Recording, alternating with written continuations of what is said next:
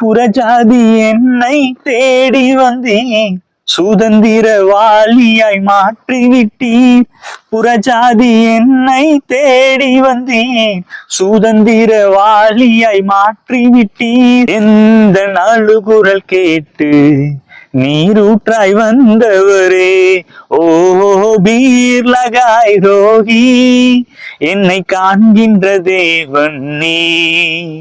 Beer லகாய் ரோகி, எங்கள் ஜீவனீரூற்று நீர். Praise Lord. கர்த்தர் நல்லவர். ஆண்டவரும் அருமை இரட்சகருமாகிய இயேசு கிறிஸ்துவின் நல்ல நாமத்தினாலே யாவருக்கும் எனது அன்பின் நல்வாழ்த்துக்களை தெரிவித்துக் கொள்கிறேன்.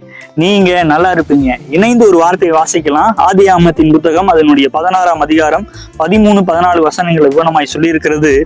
அப்பொழுது அவள், என்னை கண்டவரை நானும் இவ்விடத்தில் கண்டேன் அல்லவா என்று சொல்லி தன்னோடே பேசின கர்த்தருக்கு, நீர் என்னை காண்கிற தேவன் என்று பெயரிட்டாள். ஆகையால் அந்த துறவு பெயர் லகாரோய் எனப்பட்டது.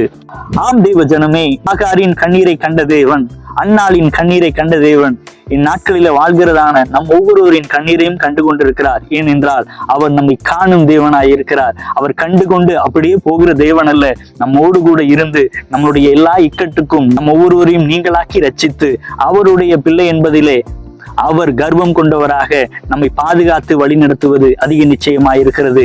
ஆகாரின் கண்ணீரை துடைத்த தேவன், ஆகாரின் நிலைகளை மாற்றின தேவன் இன்று நமது கண்ணீரையும் நமது நிலைகளையும் மாற்றி அவருடைய பிள்ளையாய் வாழ பண்ணி அவருக்கு சாட்சியாய் வாழ பண்ணுவதும் அதிக நிச்சயமாயிருக்கிறது.